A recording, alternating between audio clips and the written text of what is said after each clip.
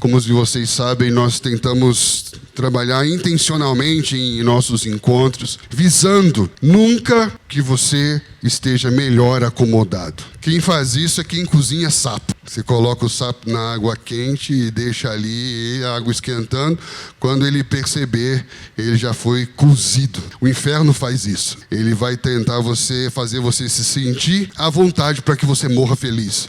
Na verdade, a gente está o tempo todo querendo te provocar. É tirar você desse lugar. O que é a zona de conforto? É um lugar de passagem que você queria que fosse permanente. É um lugar que é de transição que você gostaria que fosse um lugar de habitação.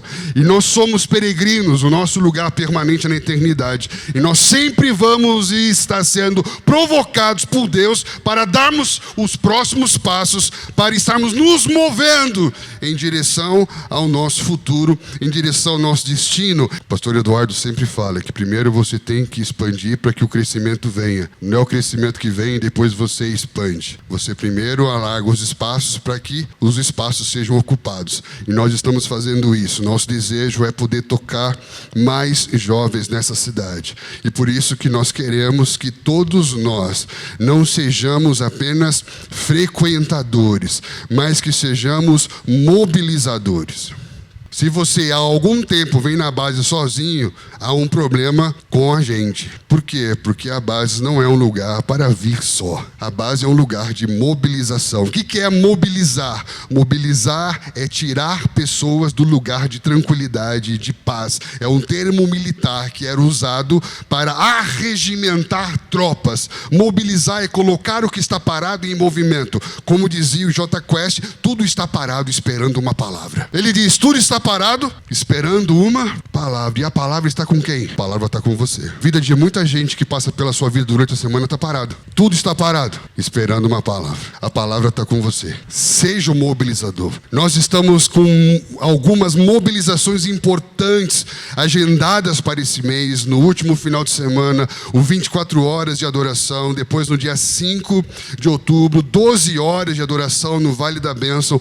É um tempo de mobilização. E mobilizar é colocar coisas em movimento, é arregimentar tropas, é posicionar pessoas para que elas estejam prontas para o serviço, para o comando, para aquilo que Deus nos orientar para ser feito. E um dos aspectos também que a gente quer reconfigurar no sentido de alinhar nossa visão, nossa proposta, o que nós entendemos para esse tempo tem a ver com a base missional. E por isso que o tema de hoje é sobre identidade missional. Por que identidade missional? A proposta da base missional, assim como da base conexão, assim do basicamente, assim como na base overflow, cada um desses encontros tem uma intenção específica. Base Conexão, que nós vamos ter na semana que vem, tem como objetivo fortalecer as nossas relações, a nossa necessidade de cuidado mútuo, a cultura do discipulado, a importância de investirmos em relacionamentos. No Basicamente, que foi semana passada, nós trazemos uma perspectiva teológica, bíblica, e estudamos princípios que são importantes para sustentar, para guiar, para fortalecer, para edificar a nossa vida e a nossa visão de mundo. E hoje o Base Missional tem a ver com nós lembrarmos da missão de Deus. E aí entra um ponto, a tendência é nós transformarmos evangelismo em um departamento. E aí quando a gente transforma evangelismo como um departamento, a gente pode dar a entender que evangelizar é uma opção, ou que evangelizar é um dom. Por isso que nós entendemos de não termos na base um departamento ou um ministério de evangelismo. Por quê? Porque a base missional, ela vai nos lembrar todos os dias da nossa identidade missional e não da nossa tarefa evangelística. Uma tarefa é algo que eu faço, identidade é algo que eu sou. Nem todo aquele que faz é, mas todo aquele que é faz. O Pai procura adoração, adoradores. Por quê? Porque nem todo mundo que canta é adorador, mas todo aquele que é filho e conhece o Pai o adora, com canções ou sem canção. Estão entendendo? Porque adoração é para filhos, não é para todos. O Pai procura adoradores, porque se eu sou, ele encontra. Porque não é a música que me faz adorador, é o caminho, a verdade, a vida e ir ao Pai por meio do Filho, que nós falamos semana passada, que nos faz adoradores. É o quanto fomos apresentados ao Pai pelo Filho que nos faz adoradores. Não o quanto eu canto bem, mas o quanto eu conheço Deus. Lindo isso, não é? A nossa proposta não é que nós tenhamos um grupo exclusivo de evangelismo, mas que haja sim um grupo de pessoas, de irmãos, que tenham um papel de nos lembrar diariamente pelas redes sociais, semanalmente pelas nossas celebrações, pelos ministérios, de que nós temos uma identidade missional. É importante irmos por esse caminho, um caminho em que a nossa identidade é missional e não apenas estamos cumprindo uma tarefa evangelística. Por quê? Porque identidade fala do que somos, identidade fala do que estamos nos tornando. E o nosso grande desafio, como base, é promover cultura. O que é cultura? É tudo que você faz, tudo que você produz a partir do que você tem dentro de você. Não existe campo neutro no mundo da produção cultural. O que é cultura? Lembra? Nós falamos semana passada. São pensamentos, são comportamentos, são ideias, são valores. É aquilo que faz parte da vida cotidiana. E nós estamos vivendo diariamente, e estamos falando diariamente, estamos nos comportando diariamente, estamos tomando decisões diariamente. Então você está produzindo uma cultura diariamente. Logo, não existe campo neutro na produção cultural. Todos nós estamos produzindo algo a partir da verdade que temos dentro. Por isso que Jesus disse: você conhece alguém pelo quanto ele canta no culto. É isso? Você conhece uma árvore pelo quê? Pelo que ela produz. Por isso que a palavra cultivar tem a ver com você plantar, e a partir da semente que é plantada dentro, você produz.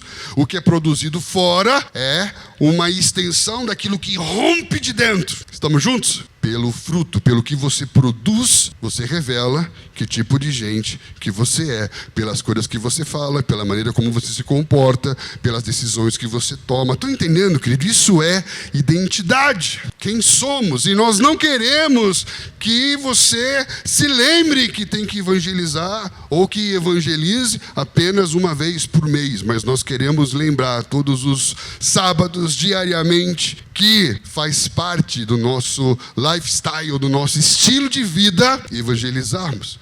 Aí você vai me dizer: mas Deus distribuiu dons e Ele chamou uns para apóstolos, outros para profetas, outros para evangelistas, outros para pastores e mestres. Então quer dizer que Deus deu alguns apenas para evangelistas. Nós temos a capacidade, muitas vezes, de fazermos algo que se chama anatomia teológica. Você cirurgicamente tira um texto do seu contexto para forçar o texto a dizer algo além do que ele estava dizendo no texto. Ali, Paulo está falando que Deus deu evangelistas a quem? Ao mundo ou à igreja? À igreja. Só que a grande comissão que Jesus fala para todos os discípulos, fala que eles têm que evangelizar quem? O mundo ou a igreja? O mundo. Estão entendendo?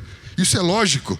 Deus deu alguns para ensinar a igreja, para que todos da igreja evangelizem o mundo. Como que a igreja vai evangelizar o mundo se Jesus não deu à igreja pessoas que ensinem a igreja como evangelizar o mundo? Está entendendo? Então, por isso que existem alguns na base que vão ser aqueles que vão fomentar, que vão provocar, que vão lembrar, que vão fazer workshop, que vão fazer conscientização, que vão nos dar conteúdos, que vão nos dar ferramentas para que nós possamos adotar, aderir isso como parte da nossa vida. Estão entendendo? Algo que vai estar tão dentro de você que vai ser como piscar. Você não pensa para piscar, você simplesmente pisca. Que vai ser como digerir. Você não pensa para digerir, você simplesmente digere. É algo que vai estar tão dentro de você que você já não vai mais nem pensar para fazer ou como fazer. Mas de tanto você ouvir, de tanto você falar sobre isso, de tanto você ter informações sobre isso, isso vai começar a fazer parte da sua vida. Num ponto de ônibus, num escritório, na universidade, na rua, na vizinhança, em casa. Algo está tão dentro de você que você já vai começar a comunicar isso. Olha que lindo isso. Quando Deus dá evangelistas à igreja, em Efésios 4, é para aperfeiçoamento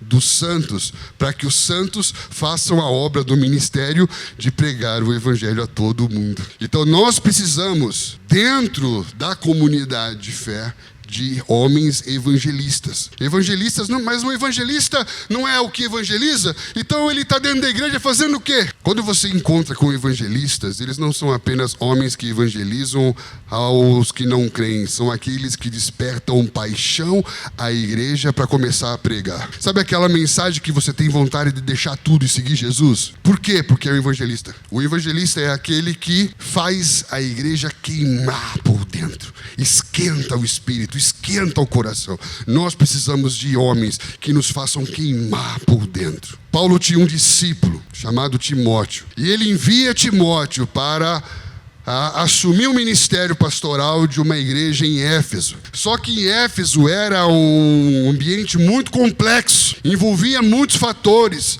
tinham vários desafios. E ele fala algo para Timóteo. Ele diz: Timóteo, eu preciso que você vá a Éfeso e faça a obra de um evangelista. Isso quer dizer o quê? Isso quer dizer que ele ia evangelizar os perdidos em Éfeso, ou ele ia aquecer o coração da igreja em Éfeso? Estou entendendo, queridos? Quando você dá um salto no tempo e vai para Apocalipse, e na carta para 7 igrejas do Apocalipse, a primeira delas é para Éfeso, o que ele vai dizer? Tenho a favor de você que você é apologeta, que você sabe quem são os falsos apóstolos, os verdadeiros apóstolos, está lendo a Bíblia, está fazendo podcast legal, maneiro. Edificação. Toda profecia, ela edifica, consola e exorta. Ele edifica, muito bem, edificar e dizer o que você está fazendo bem. Aí ele vem com a exortação. Qual a exortação? É alinhar aquilo que você está fazendo errado. Ele diz: porém tenho contra ti que abandonaste o seu primeiro amor. O que é o primeiro amor? É quando você ama o amor que te amou primeiro, quando você não amava. É o amor puro, é o amor inocente, é o amor que acredita, é o amor que vai, é o amor que fala com todo mundo, é o amor que não tem malícia, que não tem maldade, que não tem religiosidade, que não tem a malandragem da cristandade. Estou entendendo? O amor puro, o amor quente, que para muitos parece que é doença. Ih, fica calmo, fica quietinho que passa. É por isso que a igreja de Éfeso acabou. A igreja de Éfeso era tão importante que ela está representada num candeeiro dizendo: se você apagar, apaga todas. Qual foi o problema da igreja de Éfeso? Ela apagou porque perdeu o primeiro amor. O que Timóteo tinha que fazer em Éfeso? A obra de quê? Do evangelista. Manter o amor aceso, para que, se o amor apaga, ela para de cumprir a sua missão. E se eu me perdi da missão, eu me perdi de Deus, porque Deus é Deus em missão. Se você não está em missão, você não está em Deus, porque Deus é Deus em missão. Você está em religião. Religião é para você, a missão é para Deus. Então, por isso que é tão importante a gente entender a nossa identidade missional. É quem somos em Cristo, o que estamos nos tornando. E tudo o que eu faço tem que ser um reflexo da identidade que está sendo firmada e confirmada em mim. Por isso que é identidade missional. Quantos aqui já ouviram falar sobre missões? Já ouviram falar sobre missões? O que são missões? Missões são ações estratégicas geográficas pontuais e específicas. Nesse momento, graças à oferta de vários irmãos da comunidade de fé, nós estamos com uma equipe de 15 irmãos fazendo missões no sertão. Isso é muito legal. Eu já fui, se você não foi, deve ir, que é uma experiência transformadora. Então você separa um tempo, um recurso, e você dedica esse tempo em uma missão específica transcultural. Mesmo sendo nacional, ela está num contexto cultural totalmente diferente do seu. Você vai ver coisas que você não imagina que existe. Isso tem a ver com missões. A pessoa vai, daqui uma semana eles voltam. É legal, mas não é a identidade. Qual que é a diferença do missionário que faz missões e o missional. O missionário, ele vai numa missão geográfica, estratégica, pontual e volta. O missional não é aquele que vai e faz, é aquele que sempre é. Se ele sempre é, ele sempre faz. Durante 23 anos eu treinei missionários no Brasil. Viajei por tudo quanto é canto desse Brasil. E já vi missionários irem para todos os cantos do mundo. E é muito interessante perceber que tem muito missionário que vai, que não é missional. Ou seja, ele vai para uma ação missionária, prega, volta, e quando ele volta, ele vive uma vida normal que não é missional. Ou seja, ele faz missões, mas não é missional. Tá entendendo? Agora, o missional, ele pode fazer missões, mas quando ele volta de missões, ele continua levantando o testemunho de Jesus, porque não tem a ver com uma tarefa que ele está cumprindo,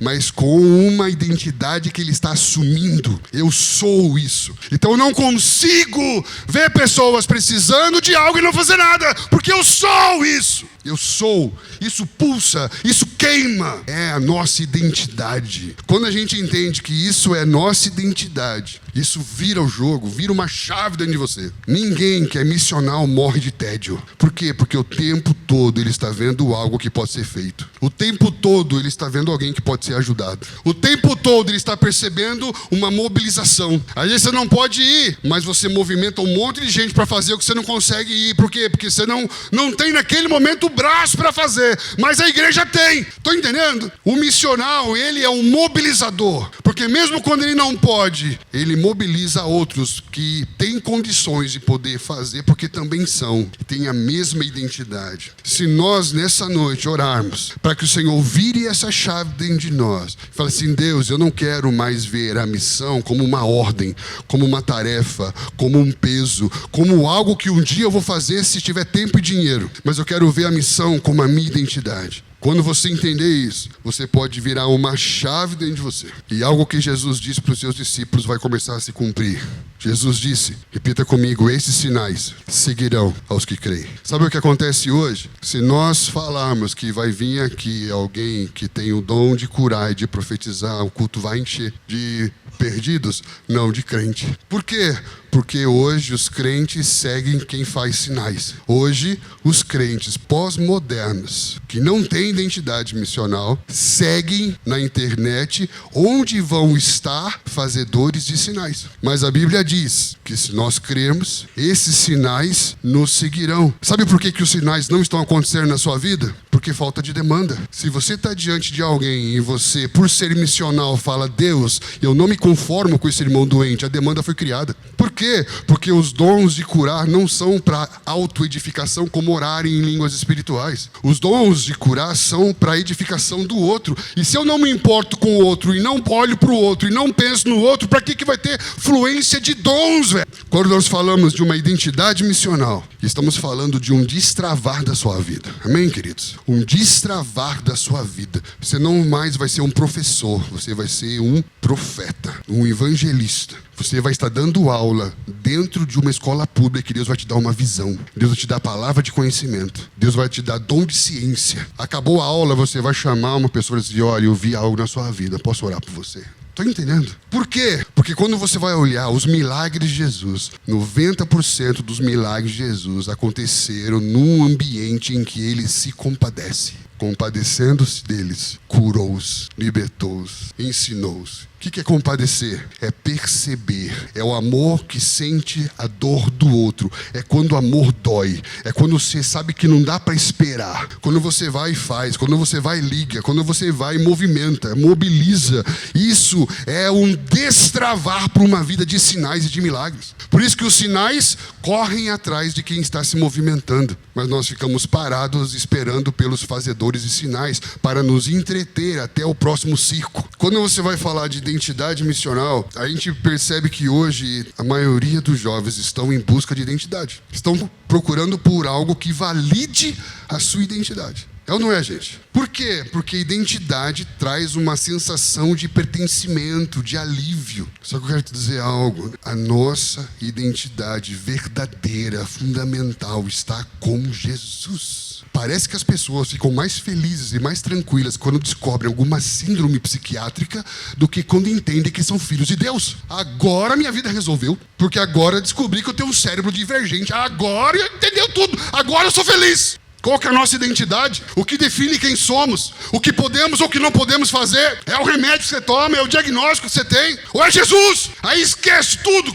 que Jesus falou. Porque agora, por causa do meu diagnóstico, eu não posso mais me relacionar com ninguém. Mas a trindade é relação, velho. Sou introvertido. Se me der uma sala fechada com 100 livros, eu fico lá uma semana, passa comida por baixo da porta, que eu tô feliz. Mas eu me relaciono porque é mandamento, não é porque eu gosto, não é porque eu me sinto bem. Por isso que a gente tá falando aqui, esse é um lugar pra te tirar do conforto, velho. É pra você levantar, pra fazer alguma coisa.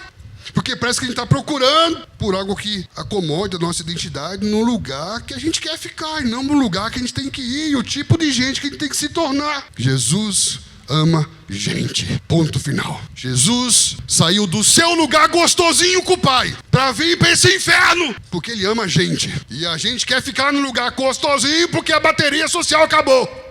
Não dá, Jesus ama a gente, ponto final. Deus não tem uma missão. Deus é Deus em missão. Deus criou o homem com uma missão chamada reino. E esse homem, a imagem e a semelhança de Deus. Estamos juntos? Deus tem uma imagem? Qual é a imagem de Deus? Colossenses 1 fala que o Filho é a imagem do Deus invisível. Logo, Deus tem uma imagem. Quem vê a mim, vê o Pai. Se fomos criados para ser segundo a imagem e a semelhança de Deus, fomos criados para ser a imagem e a semelhança de Jesus. Nós somos criados para ser iguais a Jesus e ponto final. Se não é igual a Jesus, não serve. Mas não consigo. É para isso que Deus, em missão, primeiro enviou o seu Filho para nos trazer de volta para a identidade de filhos. Depois o Filho, junto com o Pai, enviou o Espírito Santo para nos ajudar a viver aqui como Jesus. Percebe que é envio atrás de envio? E nós fomos enviados como Jesus foi enviado para testemunhar do Jesus que nos enviou. Nós somos iguais a Jesus. Está entendendo? Você tem que tratar, você tem que tomar um remedinho, tem que fazer acompanhamento. Glória a Deus. Mas nós somos chamados para ser como Jesus. Jesus ama a gente e ponto final. Deus é relação e ponto final. Eu não consigo. Que o Espírito Santo te dê graça. Ore e fala: Deus, eu quero amar gente. Eu quero amar pessoas. Eu quero abrir minha casa. Eu quero dar caronas. Eu quero investir em projetos. Eu quero fazer parte do que o Senhor está fazendo, porque o Senhor é Deus em missão. Não é o que eu faço, é a minha identidade. Estamos juntos? Quando você vai perceber que o mundo está vivendo em busca de identidade, a forma como o mundo está buscando identidade, ela é ensimismada, ela é egocêntrica, ela é voltada para si mesmo. É o homem apenas querendo se autoafirmar. Mas você vai perceber que quando Deus começa a trazer para a nossa vida identidade, essa identidade fala de alguém que você é, mas essa identidade tem um sentido. A nossa identidade em Deus tem um sentido, ou seja, eu sou em Cristo, mas sou para o outro, não mais para mim. Quando Deus restaura nossa identidade, nos faz ser, eu já não sou mais para mim mesmo. Porque essa é o DNA, é a marca da minha identidade. Quando Deus restaura quem eu sou, a primeira coisa que eu entendo é que já não sou mais para mim mesmo. Um exemplo muito comum no que acontece hoje. Nimrod, Torre de Babel, quer fazer o nome alto, quer se autoafirmar. Enquanto isso ele chama Abraão, só que ele chamava Abrão. Abrão significa pai exaltado. Ele era produto de uma cultura, produto de uma mentalidade, produto de uma cosmovisão, de uma visão de mundo.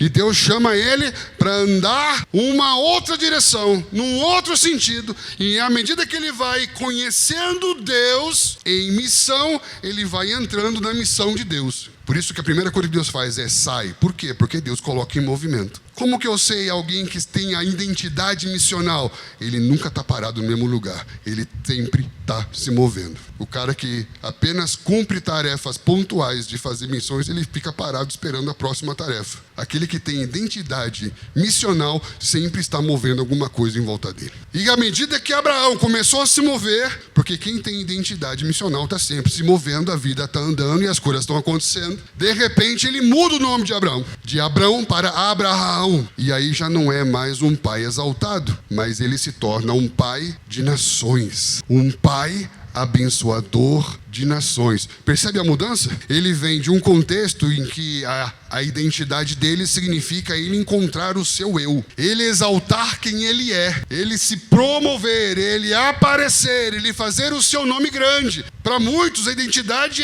tem a ver com o ego, tem a ver com si próprio. De repente ele andando com Deus em missão, ele percebe que a identidade que Deus está gerando nele tem um sentido. E o sentido da identidade é sempre o outro, e não é mais ele. Por isso que agora, em vez de um pai exaltado, ele é um pai de nações. Porque quando Deus restaura a sua identidade, ele entende que agora a sua identidade é missional. A minha identidade é ser um abençoador de pessoas. Uau! Vira uma chave dentro de você. Você já não é mais alguém que está procurando se encontrar, mas é alguém que se encontrou em Deus servindo pessoas, encontrando pessoas, amando pessoas, amando gente. Jesus ama pessoas. E ponto final. Sentido. Ele sempre está além de você. Quando que algo tem sentido? Quando vai além de você. Então você sai de Sorocaba, sentido São Paulo. Ou seja, tem sentido. Por quê? Porque está além de você. Se o sentido for você,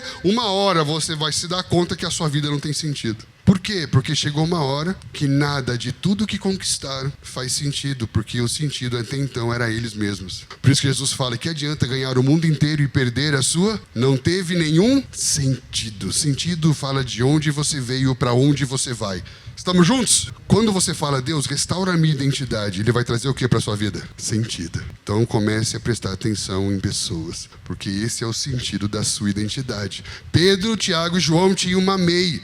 Tinha um barco e pescava e vendia o peixe e pagava boleto. Maravilha! Jesus entrou no barco e estragou tudo. Trouxe o que para eles? Sentido. Eu vou fazer de vocês agora pescadores de gente. Uau, cara. Eu vou trazer uma identidade. Você não vai ter só um negócio. Você não vai ter só uma tarefa. Você não vai ter só um trabalho. Você vai ter uma identidade. Tanto é que depois, enquanto Jesus ressuscitava e não havia encontrado ainda com eles estavam fazendo o quê? Então eles não deixaram de ser pescadores. Só que Deus trouxe sentido. Eles pescavam. Mas o sentido agora da vida era gente. E não mais peixe. Eram pessoas e não mais dinheiro. Tem alguém aí? A identidade traz sentido. Ser para o outro. Por isso que Jesus resumiu tudo em 2 mandamentos. Amar a Deus e amar tanto Deus quanto o próximo estão muito além de você. Sentido. Por que você estuda isso? Para a glória de Deus e para servir ao próximo. Por que você está empreendendo isso? Por amor a Deus e para servir e abençoar o próximo. E você vai começar a ver que tudo que você for tocar a mão vai prosperar, porque tem uma identidade missional. Eu faço porque eu amo gente. Eu não faço porque amo coisa e quero forçar pessoas a comprar a coisa que eu fiz porque eu quero mais coisa. Não. Entenda o sentido da identidade. Outro ponto. Deus traz sentido à identidade de ser com o outro. Então, quando você vai perceber que Deus está restaurando a nossa identidade para ela ser missional, primeiro, o meu ser agora é ser para o outro, porque agora vai ter sentido o que eu faço. Cara, isso é muito legal. É por isso que a gente faz o que faz, para abençoar pessoas. Porque a gente quer dividir, compartilhar, edificar, multiplicar tudo que você for fazer para abençoar todas as famílias da terra. E além de ser para o outro, é ser com o outro. Por quê? Porque você vai perceber que encontrar essa identidade em Jesus sozinho vai te dar uma sensação de ser incompleto. Porque não é apenas ser para o outro. A nossa identidade fala de ser com o outro. Por quê? Porque Deus é assim e ponto final. Deus é um para o outro e um com com o outro. Deus é assim. E se formos criados para ser a imagem e a semelhança de Deus, nós somos assim. A nossa identidade é ser para o outro e ser com o outro. Jesus veio, deu a sua vida, nos resgatou da nossa condenação, se fazendo condenado por nós. E quando nós ressuscitamos com Ele, Ele nos fez reviver de novo a vida dele, porque a vida que eu tinha eu perdi. Só que a vida que eu perdi não era minha, era dele. E não tem como pagar a morte com uma vida que não é sua. Então Ele vem dar a vida dele, porque Ele tem o poder de dar a vida dele e tomar de volta, porque Ele não tem pecado.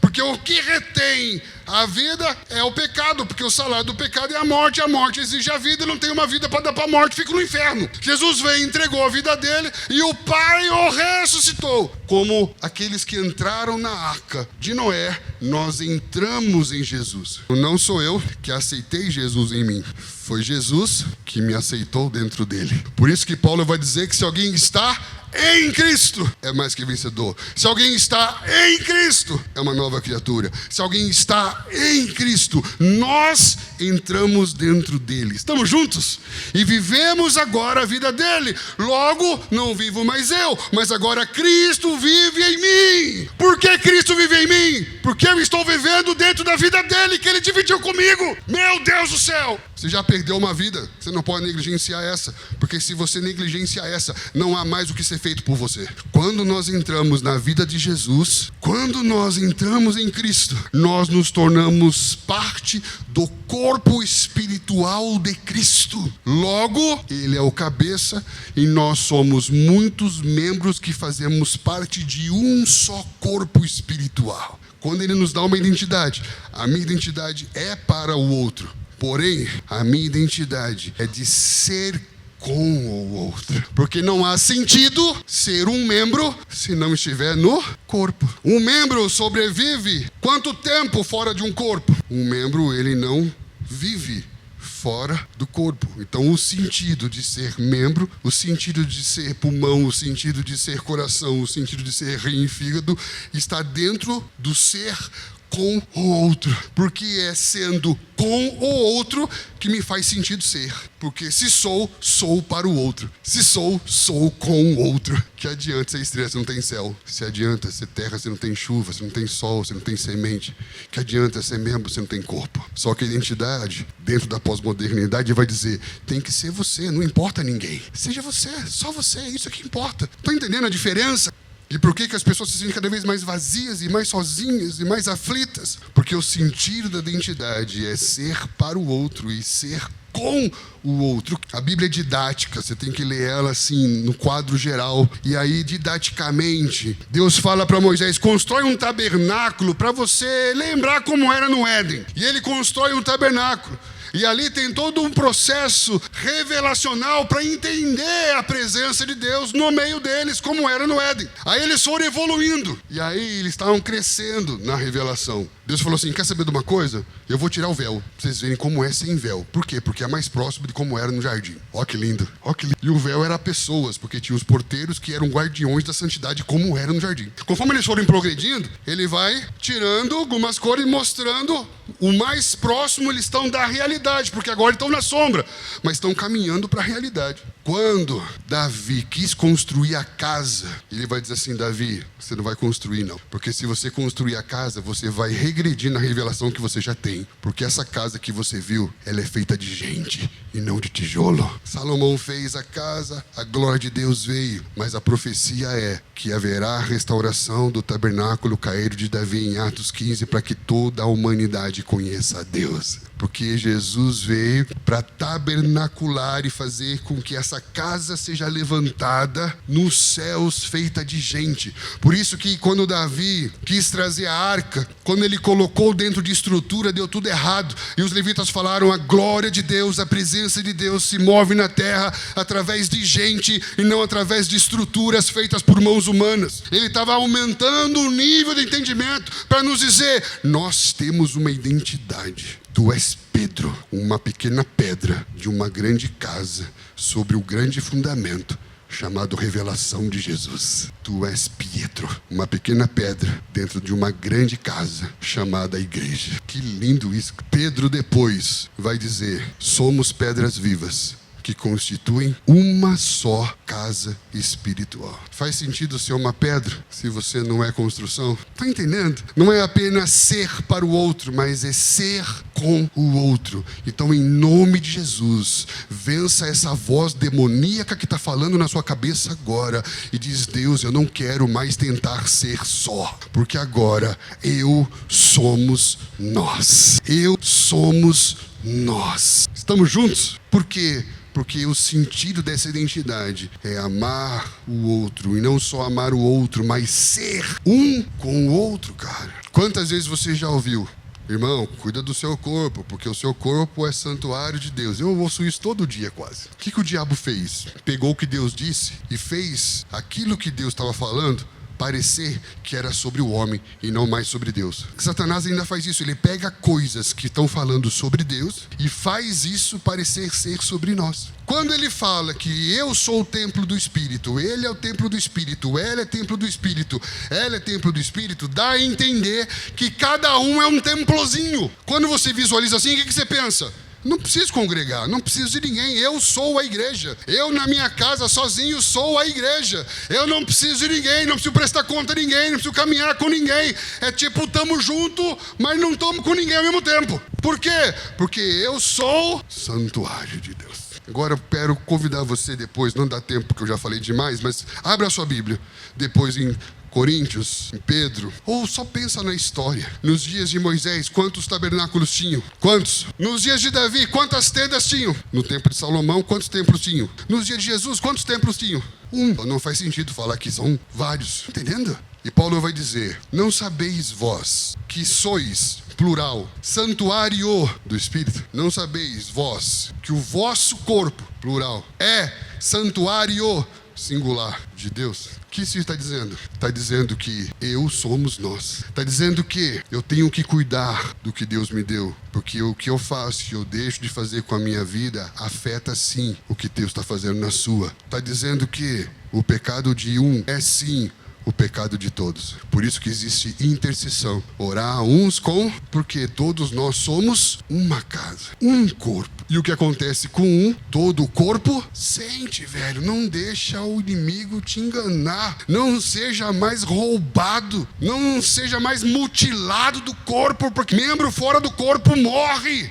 Olha só isso, quando Pedro está alinhado com a revelação do Pai, porque ele fala: tu és Cristo, ele diz: muito bem, tu és Pedro, essa identidade, tu és uma pequena pedra sobre o grande fundamento, porque eu estou construindo uma casa chamada igreja. Muito bem, quem foi que disse para ele que ele era o Cristo? O Pai. Estamos juntos? Quando ele, no mesmo capítulo, pensa sozinho, separado, ele pensa errado. E quando ele pensa errado, a pedra que estava num lugar sagrado chamado igreja, agora é uma pedra que está no meio do caminho atrapalhando Jesus. Pedra que não está na casa, está no sapato de Jesus. Pedra que não está na casa, está atrapalhando o caminho de Jesus. Onde você está, meu irmão? Você está na casa ou está no sapato? Repita comigo: somos corpo, somos casa, somos família. É isso que somos. E quando somos corpo, somos casa, somos família, somos para o outro e somos com o outro. E aí eu quero falar aqui, para encerrar, 4 inimigos da identidade missional. Primeiro tem a ver com o secularismo e o mundanismo. Por quê? Porque nós estamos vivendo hoje a era secular. Tem um livro muito interessante chamado A Era Secular, né? O autor é Charles Taylor e ele vai falar muito sobre isso, que é a era da autenticidade, em que eu tenho que ser eu, independente de Deus, independente do outro. E o secularismo, o que é? É a vida separada e autônoma de Deus. O que acontece é que quando você está inserido numa era secular, você tende a ser influenciado pelo secularismo. Você começa a relativizar e você começa a tirar Deus da sua vida pública. E aí você tem 1 horinha com Deus no sábado à noite. E uma semana toda sem Deus, em que você faz tudo sem consultá-lo, de acordo com o que dá na sua cachola. E depois você volta no outro sábado, acabado, sem força, sem energia, reclamando porque as coisas na sua vida não deu certo. O nosso sonho é que de sábado esse lugar trema. Não de gente pedindo, mas de gente ofertando do que recebeu todo dia, fechado em secreto com seu pai que abençoa. Durante a semana você fecha a tua porta no teu quarto e teu pai te abençoa e vai te dar tudo o que você precisa.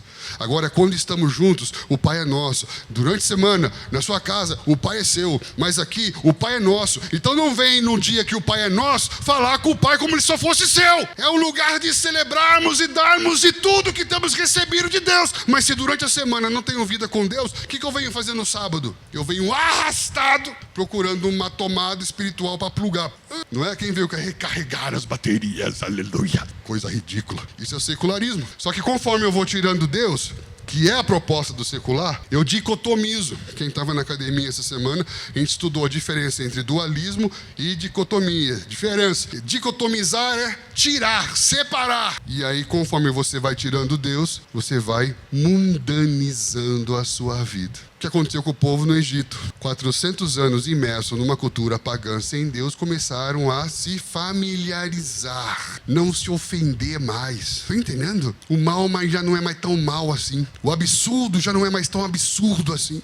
Treva já não é mais tão treva assim. Pecado já não é mais tão pecado assim. E aí a gente vai perdendo a nossa identidade missional. Porque eu já não me vejo mais em missão. E se existe alguma missão, é de ser milionário e não mais missionário. Você pode ser milionário também, tá? Desde que seja missional. Amém, querido? Do secularismo a gente vai pro sectarismo. O que é o sectarismo? O sectarismo, ele não tem a ver com a influência externa do secularismo e do mundanismo. O sectarismo tem a ver com fragmentação interna. O sectarismo tem a ver com os nossos problemas internos. Tem a ver com alimentarmos um espírito de arrogância, de orgulho, em que você se considera superior aos outros, em que esse pecado começa a minar a unidade da igreja e compromete o testemunho dela no mundo. Primeiro fator que pode afetar a nossa identidade missional é muita identificação com o mundo.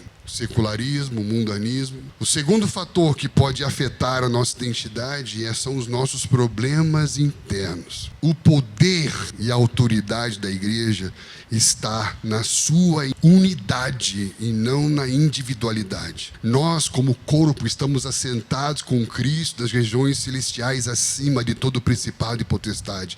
Nós, como igreja, temos uma autoridade brutal. Deus opera em nós com o mesmo poder que ressuscitou Jesus Cristo, velho. Só que isso não é algo para um indivíduo. Por isso que Efésios é uma carta circular. E tudo o que ele está falando aí, a perspectiva é corporativa e não individual. Nós, como corpo, estamos assentados com Cristo. Essa armadura é pro corpo, é estarmos juntos, protegidos, revestidos. Paulo viu algo, ele viu uma igreja gloriosa. E ele começa a falar a respeito do que ele viu. E essa unidade precisa ser preservada. Em Efésios 4 ele fala de duas unidades. Repita comigo: unidade do Espírito e unidade da fé. Ele fala que a unidade do Espírito precisa ser preservada.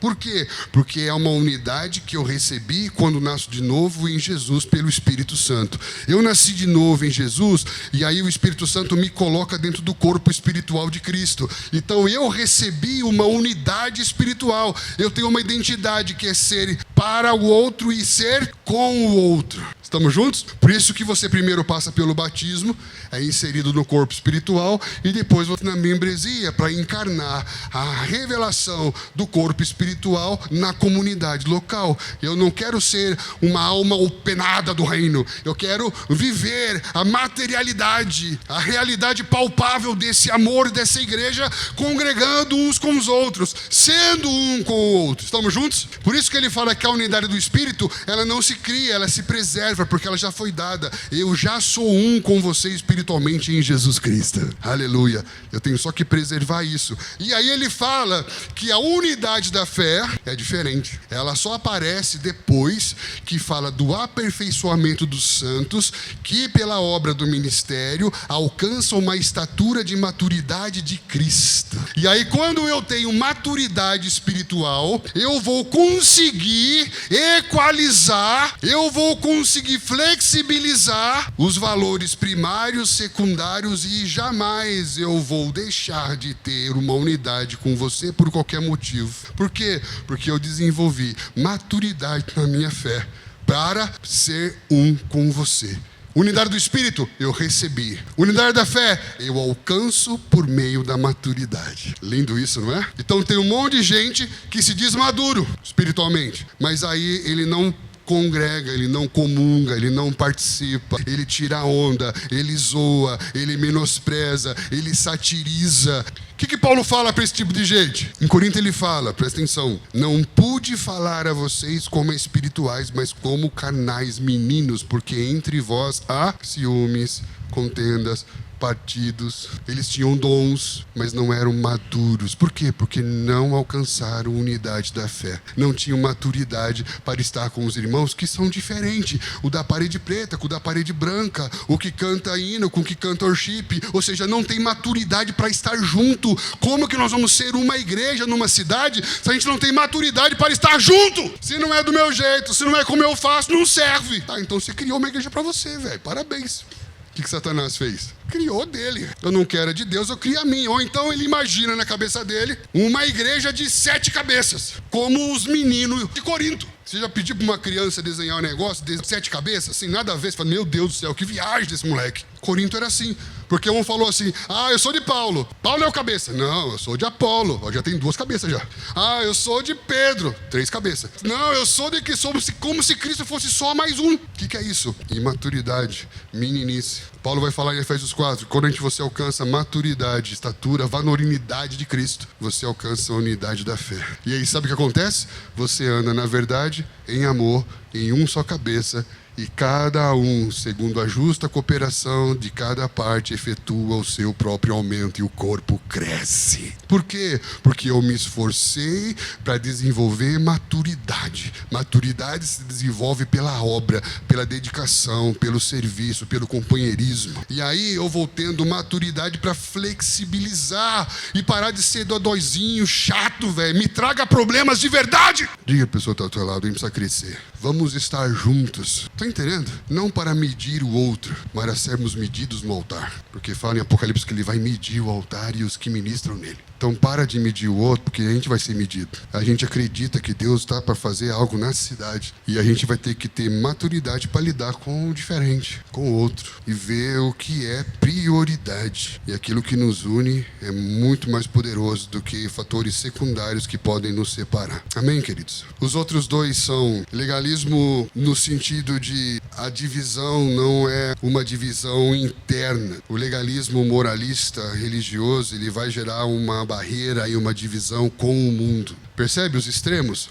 Um mistura e assimila a identidade que não é dele. Outro se perde por causa das divisões dentro dele. Ou por causa do legalismo, a gente cria uma ideia de que a gente é especial, a gente é exclusivo e a gente não pode se relacionar com o mundo que está à nossa volta. É um outro extremo. Isso também não tem nada a ver com a nossa identidade. O fato de que quando Deus escolhe o povo de Israel, ele diz em Êxodo 19, eu sou o Senhor de todas as nações, e eu escolhi Israel para que por meio dela todos os povos da terra fossem abençoados. Se Deus nos escolheu, essa eleição de Deus sobre a nossa vida, a eleição não é um benefício pessoal, mas é uma responsabilidade missional. Qual foi o drama de Jonas? Jonas foi um escolhido de Deus, só que ele não gostava do povo de Nínive. Ele tinha bloqueio com o povo de Nínive e ele não queria pregar para o povo de Nínive, porque lá no fundo ele se achava melhor que o povo de Nínive.